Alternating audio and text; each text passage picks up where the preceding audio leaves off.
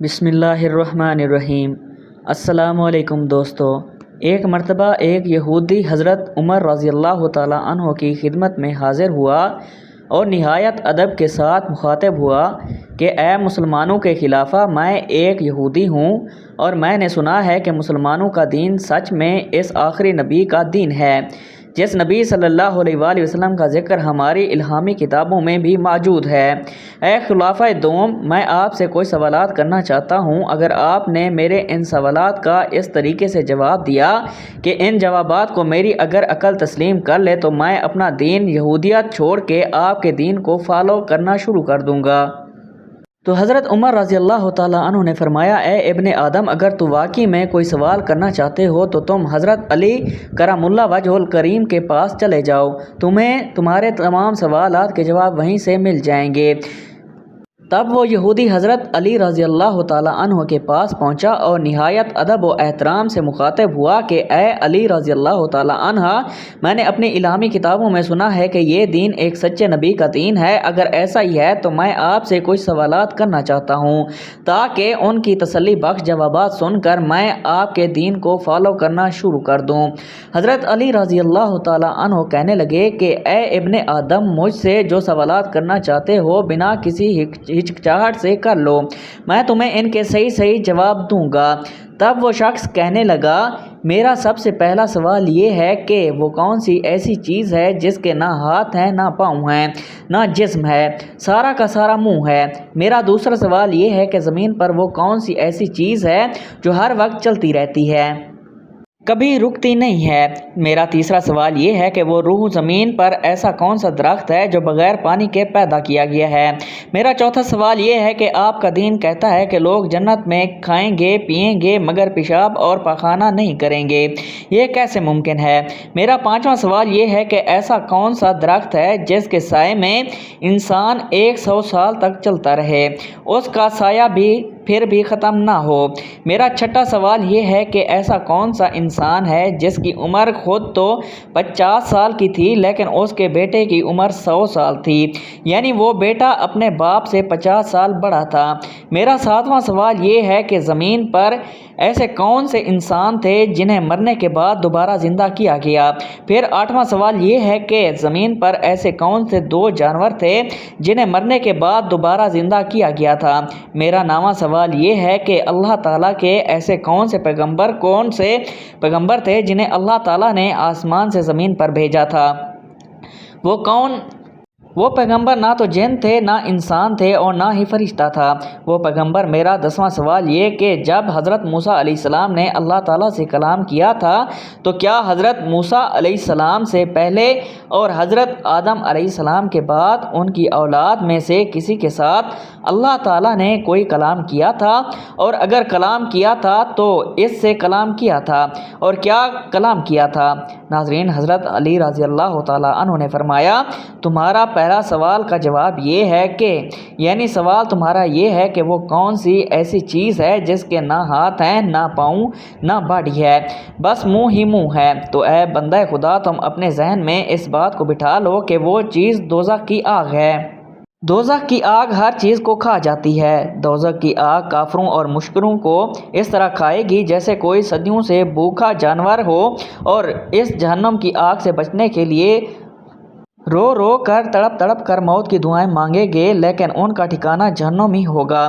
اب تمہارا دوسرا سوال یہ تھا کہ وہ کون سی چیز ہے جو ہر وقت چلتی رہتی ہے، تو وہ چیز پانی ہے۔ اللہ تعالیٰ نے تمہارے لیے پانی کو منتخب کیا۔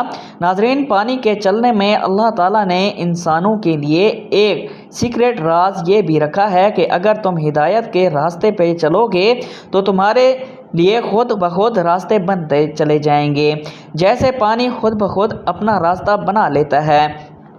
جس طرح انسان میں نا امید اور پریشان رہتا ہے، اللہ کے راستے پر چلنے سے خود بخود منزلیں آسان ہو جاتی ہیں۔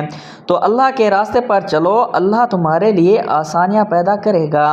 تمہارا تیسرا سوال یہ کہ وہ کون سا درخت ہے جو بہت جلد اگایا گیا تھا۔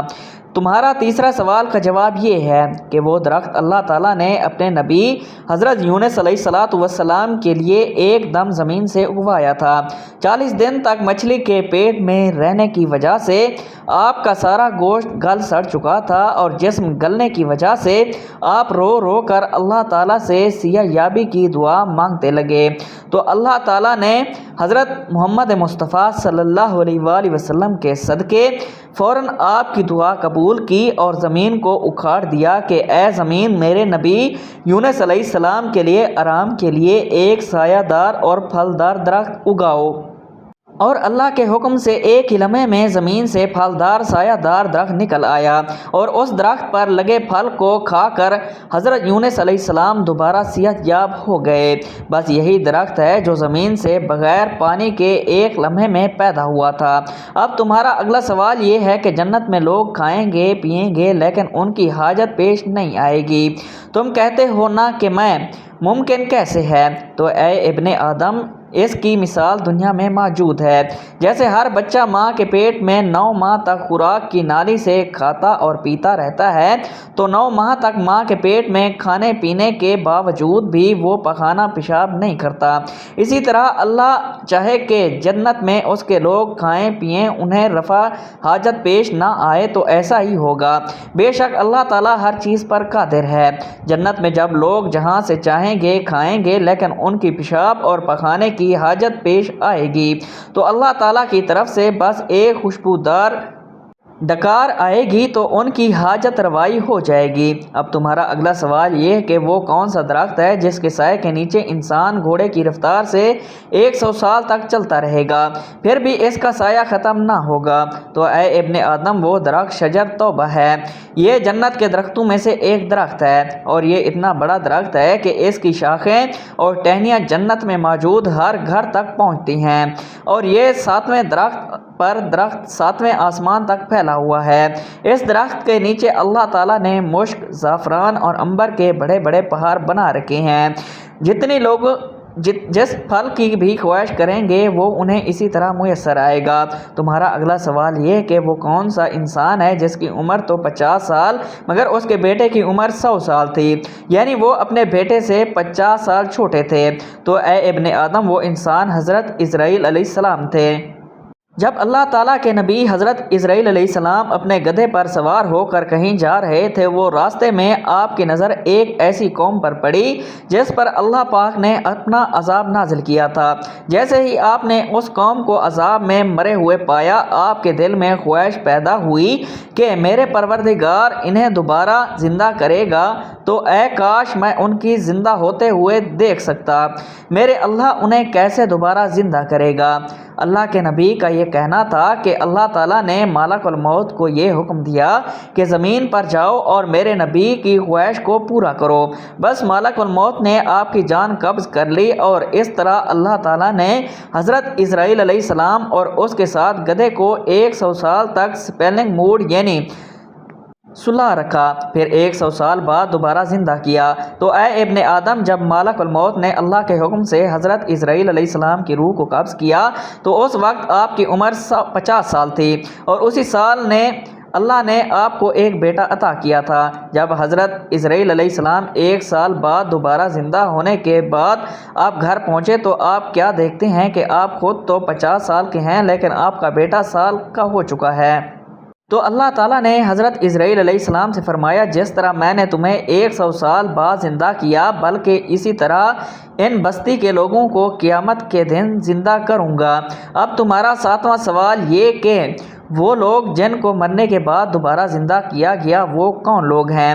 تو اے ابن آدم وہ لوگ اصحاب کہف ہیں۔ اللہ تعالیٰ نے اصحاب کہف کو 309 سال تک ایک ہی غار میں زندہ رکھا اور 309 سال بعد اسی غار میں دوبارہ زندہ کیا۔ بے شک یہ اللہ تعالیٰ کے عظیم معجزوں میں سے ایک معجزہ ہے۔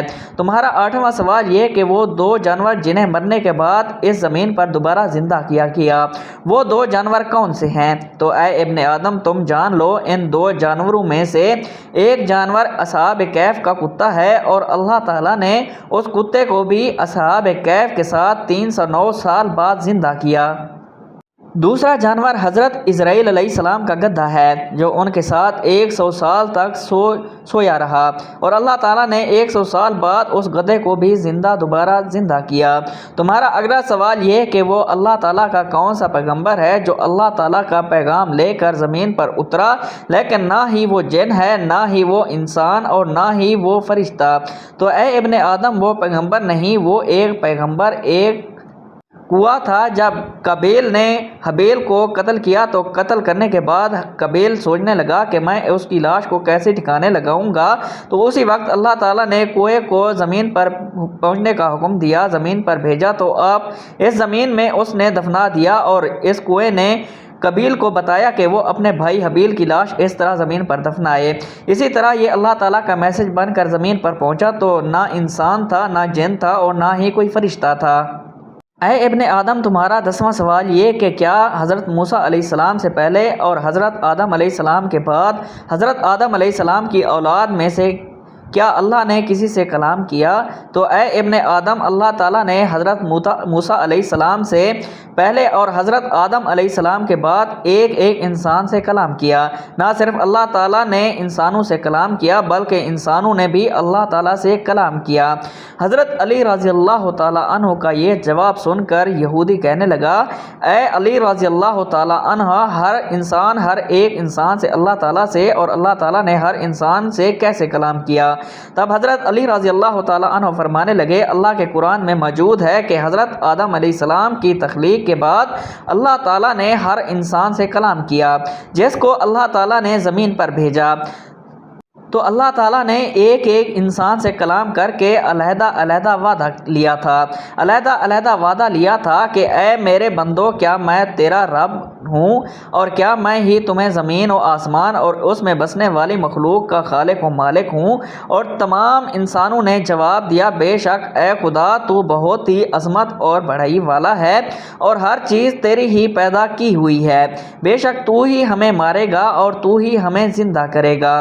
بس اللہ تعالیٰ نے فرمایا، میں تمہیں آزمانا چاہتا ہوں کیونکہ میرے پاس تمہارے لیے نہ ختم ہونے والے عیش و عشرت ہے اور جنت کی تمام لذتیں ہیں، لیکن میں تمہیں عیش و عشرت اور جنت کی تمام لذتیں دینے سے پہلے تمہارے وجود سے خدا ہونے کی اہمیت کو مٹا کر کچھ عرصے کے لیے تمہیں زمین پر بھیجنا چاہتا ہوں۔ زمین پر جانے کے بعد اگر تم نے اپنی زندگی میں مجھے تلاش کیا اور مجھے پہچان کر اپنا دوبارہ خدا مان لیا تو میں تمہارے لیے جنت میں ایسی نعمتیں تمہارے لیے جس کا تم زمین میں تصور بھی نہیں کر سکتے۔ حضرت علی رضی اللہ تعالیٰ عنہ نے یہودی سے فرمایا کہ اے ابن آدم، انسان کو فرشتوں سے اس لیے افضل کیا گیا کہ فرشتے اول روز سے یہ بات جانتے ہیں کہ ان کی پیدا کرنے والی صرف اللہ تعالیٰ کی ذات ہے، لیکن جب کسی انسان کا بچہ روئے زمین پر پیدا ہوتا ہے تو اس کے دماغ میں اللہ کا کوئی کنسیپٹ نہیں ہوتا۔ اسی وجہ سے انسان کو اشرف المخلوق کہا گیا ہے، کیونکہ اللہ تعالیٰ نے اس کائنات کی سب سے عظیم نعمت انسان کے دماغ کو رکھا ہے تاکہ وہ اللہ تعالیٰ کی اس عظیم نعمت کو یوٹیلائز کر کے اللہ تعالیٰ کی ذات کو تلاش کر کے اللہ کے ایک ہونے کا اقرار کرے تاکہ وہ دنیا میں کامیابی حاصل کر سکے۔ اللہ تعالیٰ نے انسانوں کی آزمائش کو آسان بنانے کے لیے اس دنیا میں اپنی آسمانی کتاب اور 1,24,000 کم و پیش پیغمبر بھیجے، لیکن افسوس ہے کہ یہ انسان دنیا کی عیش و عشرت اور لذتوں میں اس قدر مگن ہو گیا کہ وہ یہ بات بھول گیا کہ اس دنیا میں آزمائش کے طور پر بھیجا گیا تھا۔ ایسے جو لوگ اپنی عقل کا استعمال کر کے اللہ کو تلاش نہیں کرتے تو ایسے لوگوں کے لیے بہت جلد ایسا وقت آنے والا ہے جب ان کو جہنم کی آگ میں ڈالا جائے گا اور یہ چیخ چیخ کر اپنے گناہوں کا اقرار کریں گے اور اللہ سے رو رو کر فریاد کریں گے کہ ان کو ایک بار پھر دنیا میں بھیجا جائے اور وہ خلوص اسی کی عبادت کریں گے، لیکن اب وقت گزر چکا ہوگا، اللہ تعالیٰ پر ان کے کسی فریاد کا کوئی اثر نہیں ہوگا۔ جیسے یہودی نے حضرت علی رضی اللہ تعالیٰ عنہ کے منہ سے یہ بات سنی تو اس نے کلمہ شہادت پڑھا، لا الہ الا اللہ محمد الرسول اللہ، اللہ میں گواہی دیتا ہوں کہ اللہ کے سوا کوئی عبادت کے لائق نہیں، حضرت محمد صلی اللہ علیہ وآلہ وسلم اللہ کے آخری رسول ہیں۔ حضرت علی رضی اللہ تعالیٰ عنہ کے علم، حکمت اور عدل کے بے شمار واقعات تاریخ اسلام میں محفوظ ہیں، جن میں سے ایک نہایت مشہور اور سبق کا موز واقعہ اونٹوں کی تقسیم کا ہے۔ یہ واقعہ نہ صرف آپ کی غیر معمولی ذہانت کو ظاہر کرتا ہے بلکہ اس بات کی بھی بہترین مثال ہے کہ مشکل سے مشکل مسئلے کو حکمت اور انصاف کے ساتھ کسی طرح حل کیا جا سکتا ہے۔ روایات کے مطابق ایک شخص کا انتقال ہوا اور اس نے اپنے 3 بیٹوں کے درمیان اونٹوں کی تقسیم کے لیے ایک وصیت چھوڑ دی۔ اس کے پاس کل 17 اونٹ تھے اور وصیت میں درج تھا کہ بڑے بیٹے کو کل اونٹوں کا آدھا حصہ دے دیا جائے، درمیان بیٹے کو 1/3 حصہ ملے اور سب سے چھوٹے کو 1/9 حصہ دیا جائے۔ بذات یہ تقسیم سیدھی لگتی تھی، مگر جب بیٹوں نے اونٹوں کی تقسیم کرنا چاہا تو وہ شدید مشکلات میں پڑ گئے، کیونکہ 17 کی تعداد کو ان حصوں میں تقسیم کرنا ناممکن تھا، بغیر اس کے کہ اونٹوں کو کاٹا جائے، جس کی صورت جائز یا مناسب نہ تھا۔ چنانچہ وہ پریشان ہو کسی ایسے شخص کی تلاش میں نکلے جو اس مسئلے کا حل نکال سکے، اور آخرکار وہ حضرت علی رضی اللہ تعالیٰ عنہ کی خدمت میں حاضر ہوئے۔ حضرت علی نے جب ان کا مسئلہ سنا تو فوراً اس کی نزاکت کو سمجھ لیا۔ آپ نے نہ صرف وصیت کے مطابق تقسیم کو برقرار رکھنے کا ارادہ کیا بلکہ اس بات کا بھی خیال رکھا کہ کسی اونٹ کو نقصان نہ پہنچے۔ آپ نے بڑی حکمت کے ساتھ ایک حل تلاش کیا جو بظاہر سادہ تھا مگر اپنی گہرائی نہایت غیر معمولی تھا۔ آپ نے فرمایا کہ تم اپنے اونٹوں میں میرا 1 اونٹ شامل کر لو، اسی طرح اونٹوں کی کل تعداد 17 سے بڑھ کر 18 ہو گئی۔ جب 18 اونٹوں کو وصیت کے مطابق تقسیم کیا گیا تو مسئلہ فوراً حل ہو گیا۔ بڑے بیٹے کو آدھا حصہ دیا گیا یعنی 9واں اونٹ، درمیانے بیٹے کو 1/3 ملا یعنی 6 اونٹ، اور سب سے چھوٹے بیٹے کو 1/9 حصہ دیا یعنی 2 اونٹ۔ اس طرح کل 9، 6 اور 2 اونٹ مل کر 17 بنتے ہیں اور 1 اونٹ باقی بچ جاتا ہے جو حضرت علی نے واپس لے لیا۔ اسی طرح نہ صرف وصیت پوری ہو گئی بلکہ کسی اونٹ کے نقصان بھی نہیں پہنچا اور تینوں بیٹے مطمئن ہو گئے۔ یہ واقعہ بظاہر ایک سادہ ریاضیات مسئلے کا حل معلوم ہوتا ہے، لیکن در حقیقت یہ حکمت اور بصیرت اور قیادت کی اعلیٰ مثال ہے۔ حضرت علی نے مسئلے کو صرف ظاہری طور پر نہیں دیکھا بلکہ اس کے پس منظر کو سمجھتے ہوئے ایسا حل نکالا کہ جو سب کے لیے قابل قبول تھا۔ اس واقعے سے ہمیں یہ سبق ملتا ہے کہ زندگی میں بہت سے مسائل ایسے ہوتے ہیں جو بظاہر ناقابل حل دکھائی دیتے ہیں، مگر اگر انسان ٹھنڈے دل سے حکمت اور تدبیر کے ساتھ سوچے تو ان کا حل نکالا جا سکتا ہے۔ مزید یہ کہ بعض اوقات کسی مسئلے کو حل کرنے کے لیے ہمیں اپنے وسائل میں وقتی اضافہ کرنا پڑتا ہے یا کسی نئی زاویے سے سوچنا پڑتا ہے، جیسا کہ حضرت علی نے 1 اضافی اونٹ شامل کر کے کیا۔ یہ واقعہ عدل و انصاف کے اصولوں کو بھی واضح کرتا ہے۔ حضرت علی نے وصیت کی یا صدارتی کو مقدم رکھا اور اس بات کو یقینی بنایا کہ ہر وارث کو اس کا حق ملے۔ اس کے ساتھ ساتھ آپ نے یہ بھی دکھایا کہ انصاف کا تقاضا صرف قانون کی پیروی نہیں بلکہ اس کے پیچھے موجود حکمت کو سمجھنا بھی ہے۔ اگر آپ چاہتے تو بیٹوں کو مشورہ دے سکتے تھے کہ وہ اونٹوں کو بیچ کر رقم تقسیم کر لیں، لیکن آپ نے ایک ایسا حل پیش کیا جس میں وصیت کی روح بھی برقرار رہی اور عملی مشکل بھی دور ہو گئی۔ اس واقعے میں قیامت کا ایک اہم پہلو بھی نمایاں ہوتا ہے اور وہ ہے اعتماد پیدا کرنا۔ جب لوگ کسی مسئلے میں الجھ جاتے ہیں تو وہ ایک ایسے رہنما کی تلاش کرتے ہیں جو نہ صرف مسئلے کو سمجھے بلکہ اس کا منصفانہ حل بھی تلاش کرے۔ حضرت علی کی شخصیت ایسی تھی جس پر لوگ مکمل اعتماد کرتے تھے۔ آپ کے فیصلے نہ صرف مطمئن تھے بلکہ اخلاق کی قوت بھی تھی جس کی وجہ سے فراقین نے ایسے بخوشی قبول کیا۔ یہ ہمیں سکھاتا ہے کہ کامیاب لیڈر وہی ہوتا ہے جو علم، حکمت اور دیانتداری کے ساتھ فیصلہ کرے۔